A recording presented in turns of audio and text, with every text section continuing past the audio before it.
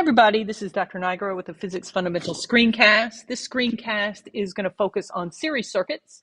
We'll talk about how to draw a series circuit, what defines a circuit as being a series circuit, and then the calculations that go along with those types of circuits in terms of voltage, current, and resistance.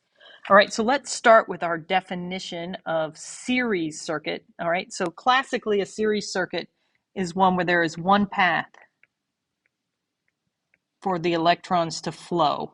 All right, so there's only one option for the electrons as they leave the power supply and move around our circuit on our way back to the power supply. All right, so all loads, and remember a load can be some sort of resistor or it can be a light bulb, it's where the electrons do some work, all right, are in a line. And this means that all electrons have to go through each load.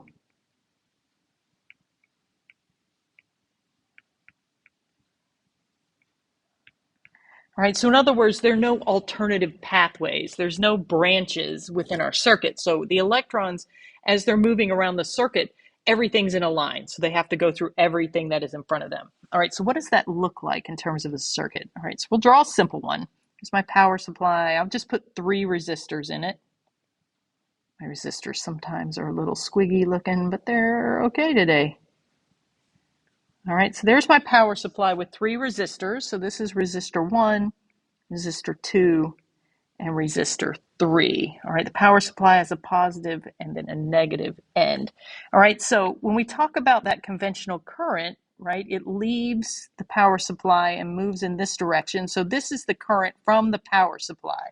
All right, then those electrons have to go through resistor 1. So we'll call this the current at resistor 1. They then leave it and continue on around that circuit and go through resistor 2, so current 2, then move around, go through resistor 3, current 3, and then they work their way back to the power supply. So this would be the current at the power supply. All right, so you can see there's no option for the electrons aside from this circular path. So what that does for us in terms of the current is that power supply current, which is also often referred to as the total current, is equal to the current that we see at each of those resistors. All right, so in other words, that current is constant throughout the circuit. All right, so again, if it's a series circuit, it doesn't matter where you look in the circuit. The power supply, one of your resistors, the current value should be exactly the same at all of these places because all of the electrons have to go there. All right, so that means the flow of electricity is going to be the same no matter where you are. All right, now what does vary is the resistance. All right, so we've got resistors in 3 different spots. And so when the electrons get there, they resist the flow of those electrons. And we're going to have to give them a push. And that's where the voltage is going to come from. But what they end up doing is the resistors, they act as, it's basically a traffic jam. Because they resist the flow. All right, and because they're additive, because they're one after the other, when we want to talk about the total resistance, all right, so whoops, let me write it this way. Total resistance within this particular circuit, all right, which can be written as R total, or sometimes it's called the equivalent resistance, REQ. All right, this is the sum of the resistors. All right, I often refer to tolls. So we live up in Massachusetts and we have lots of tolls up here, particularly as you move further north. And they're spread out over a wide distance to allow many cars to go through many tolls. Well, if instead they stacked all the tolls one after the other, you can imagine the traffic jam that you're going to get as cars approach that toll if there's only one pathway through it. All right, so it's the same idea here. Now, if you have one resistor, you'll get a certain amount of backup. But can you imagine if you had one toll, and then a little further down you have another one and it's also a single, and then a third one and it's also a single. The traffic is going to back up more and more and more because of those additional toll booths. All right, so our total resistance within this particular circuit is the sum of those resistor values. All right, so in this case, R1, R2, and R3. All right, but you can also think of it just as the sum of the resistors that are present. All right. Now, these traffic jams lead to voltage issues. All right, not issues, but changes. All right, the current, the flow of electricity has to remain constant. So you can imagine if you come up to a resistor and it's resisting the movement of those electrons through it, but we have to keep the current constant. We need to give those electrons more energy. We got to give them more of a push through that particular resistor, and that's where the potential difference comes into play. All right, so our voltage or potential difference is going to vary at each resistor. All right, and that varied value, all right, depends on Ohm's law. All right, so remember, voltage is equal to current times resistance. All right, so in this case, if we're looking, let's say at resistor 1, the voltage at resistor 1, so the potential difference on either side of resistor 1 is going to equal that total current times the resistance of resistor 1. All right, so if we think about the law, if resistor 1 has a high resistance, then we should see a high voltage value, which makes sense. If the resistor is really not wanting the electrons to move through, then it's going to need a lot of energy. It's going to be a big push. So we need a big potential difference, right, to push. Oops, that should be a B. Nope, sorry. The electrons through the resistor. All right, now the other thing to keep in mind is that voltage is also a measure of the amount of energy per coulomb of charge. All right, so the power supply gives us the total voltage. So the voltage at the power supply, also the total, that's all the energy that we get. And we cannot create or destroy energy. So as the electrons move around the circuit, they divvy that energy up to those particular electrons as they move through those resistors. All right, so that means that the voltage that we see at resistor 1 plus the voltage at resistor 2 plus the voltage at resistor 3 have to add up to that power supply voltage. We cannot have anything higher than that because that means we have picked up energy for somewhere, and we should not have anything lower than that. All right, and again, this is all due to conservation of energy, which we have talked about before. All right, so what do we know? All right, we know that if it's a series circuit, that the current is constant throughout that circuit. So no matter where I look, I should be able to determine the current, and then I can apply that value everywhere else. All right, we know that the total resistance in a series circuit is the sum of the resistors, right? So we just look at each resistor, add them up, and that will tell us the total resistance. All right, we know that the resistance is influencing the potential difference at each resistor. So if we have a resistor with a high resistance, we should see a high voltage there. And that the voltage from the power supply is all we get. So we have to spread that out over our resistors in a way that those voltage values come back together to give us that power supply. All right. And this is series circuits. Parallel circuits are going to be a little bit different. So just keep in mind, if it's defined as series, these are the rules that we have to follow. All right, so let's try a couple problems. All right, so here we have a 9-volt battery connected to a 4-ohm resistor and a 5-ohm resistor in series. Draw the circuit and determine the current moving through the 5-ohm resistor. All right, I'm going to add to this, and the voltage at that 5-ohm resistor. Why not? We're going to be drawing it and doing all of this other stuff. All right, so let's start with our circuit. All right, so we start with our power supply. We come out. Now you can put your resistors wherever you want. I tend to just draw them one aside, all right? But you can see the electrons still only have one path, so this is still a series circuit. But I could have put this resistor over here, or I could have put both of them up here, but because it's just habit for me, that's how I tend to draw them, all right? When you draw your circuits, you should label them. So this is a 4 ohm resistor, right? And this is a 5 ohm resistor. And according to the problem, we have a 9-volt battery serving as our power supply. I also like to include my conventional current, just so I remind myself of what's happening. All right, so the current is flowing from the positive end through the resistor, past it, through the next resistor, past it, and then back to the power supply. So with the arrows, you can see there is only one option for flow, one electron path. All right. Okay, so now let's work on the problem. Let's start with what we know. All right, we know that the total voltage is equal to 9 volts. All right.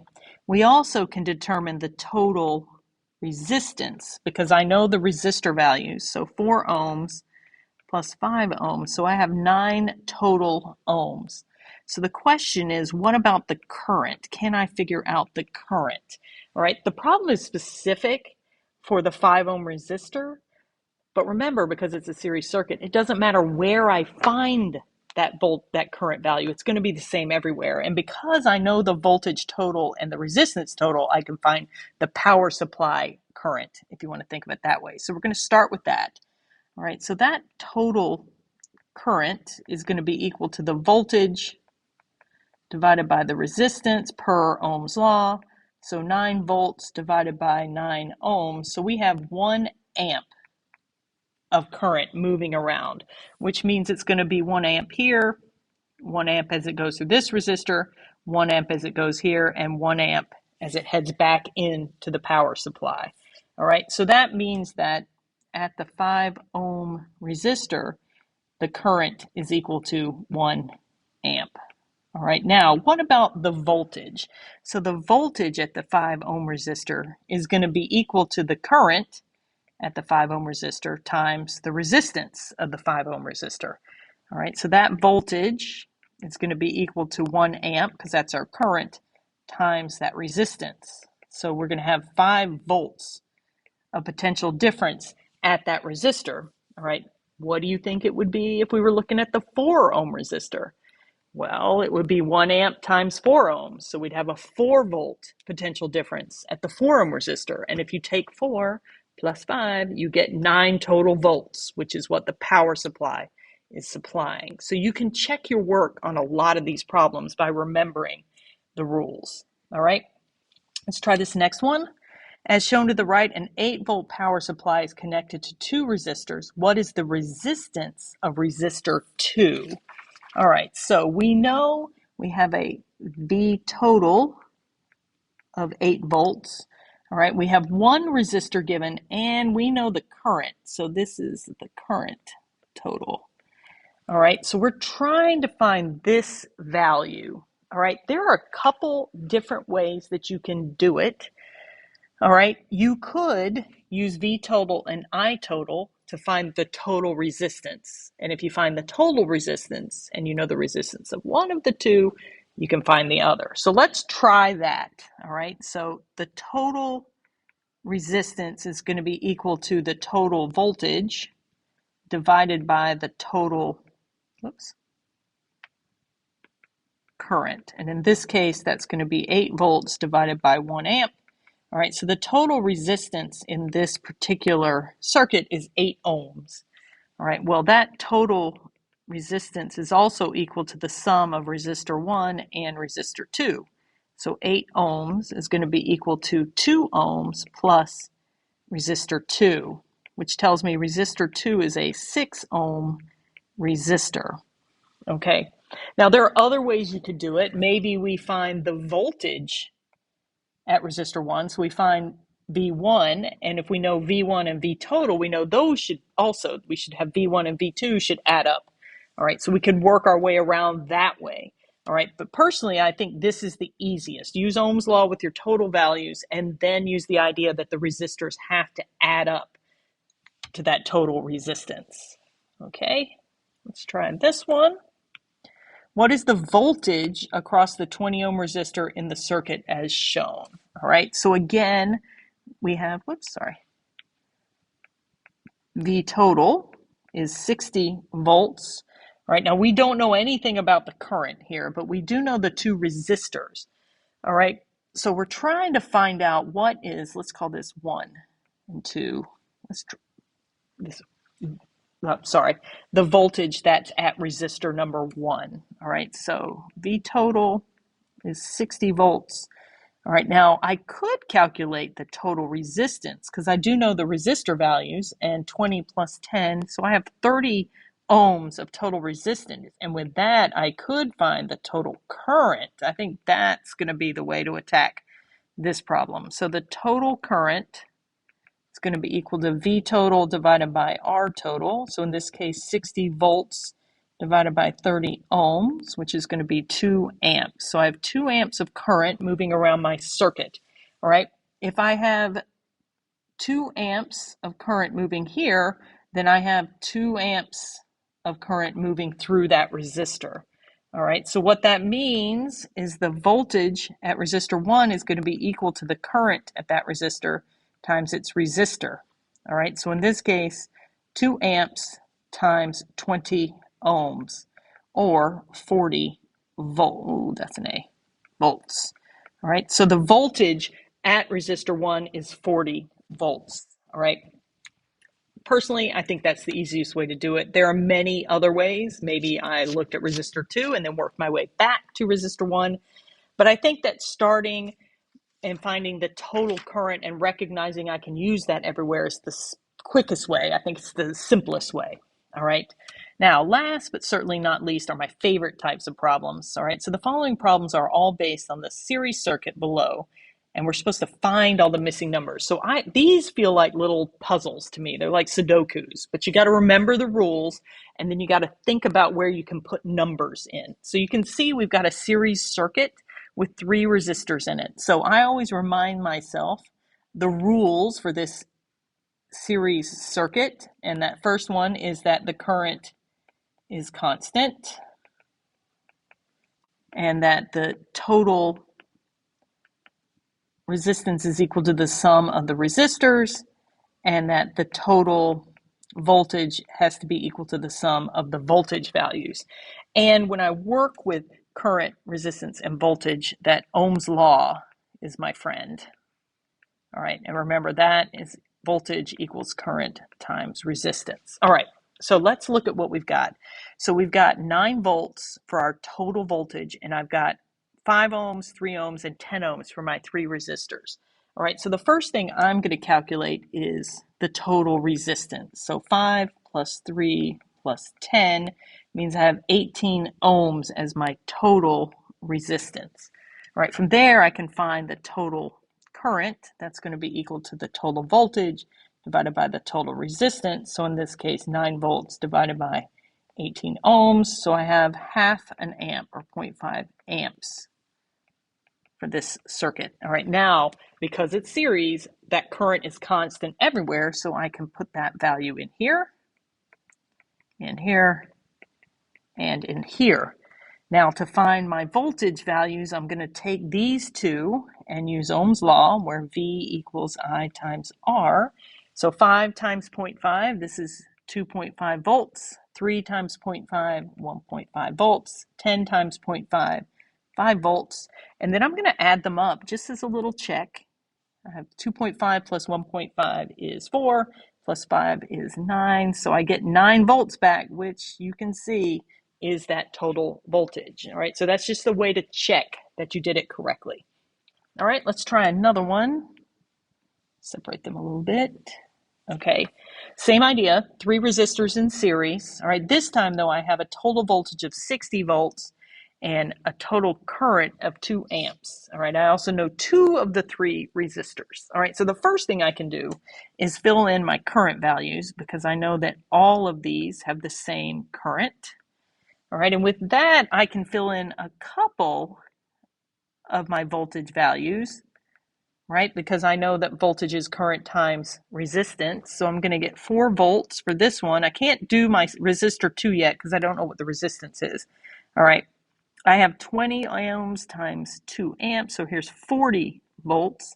All right. Now I have some choices. I could use I total and V total and find resistance total, and then use that to find the resistor, or I could use my total voltage and the 4 and 40 volts and find the missing voltage. I think that's what I'm going to do this time. All right, so remember, V total equals the sum of my voltage values. All right, so 60 volts equals 4 volts plus 40 volts plus my missing voltage. All right, so once I do that, I find that I am missing 16 volts, which must be with this resistor. All right, and then to find the missing resistance, I use Ohm's law, where the resistance is the voltage divided by the current. So 16 divided by 2, 8 ohms. All right, now I can check that. I get a total here of 30 ohms. And if I look at 60 and 2 for my total values, that total resistance is the total voltage divided by the total current, which is 60 volts divided by 2 amps, which is 30 ohms, which is what I find when I add those values. So I know I have done everything correctly. All right, last one. All right, here we know the total voltage and the total resistance. All right, we know one. Oh, I was supposed to, this is incorrect. I made the change on mine, but I forgot to do it here. All right, this value for resistor 2 should be 0.75 amps. Sorry about that. All right, now, if I know it for one, then I know it for all of them. So this is also 0.75 amps, and so is this one. And so is the total. So I can fill in those 3 slots with that value. All right, now I can use the resistance and current for my first resistor, and I can find the voltage. So 10 times 0.75 is 7.5, not ohms, sorry, volts. All right, and now I have some choices. I can use the 10 volts and the current for resistor 3 and find my resistance. So 10 divided by 0.75 is 13.3 ohms. All right, and then for my voltage here, I know that V total again equals the sum of those voltage values. So 27 volts has to be equal to 7.5 volts plus 10 volts plus my unknown value. All right, so that unknown voltage must be 9.5 volts. So that's what I'm going to put in here. All right, and then again, I can say voltage divided by current will give me resistance. All right, so 9.5 divided by 0.75 is 12.7 ohms. All right, and then just to check, I'm going to add these guys up. And if I do that, I'm going to get a total of 36 ohms, which is correct. That matches that R total. All right, now, of course, I could have done things differently here. All right, maybe I found that resistance value first and then found the voltage. But the key is everything has to fit correctly, obeying the rules for a series circuit. Okay, so we're going to get lots of practice with these in class. If you're looking at this from elsewhere, there are lots of these types of problems out there. They are, in my opinion, fun to do and excellent practice for the rules with series circuits.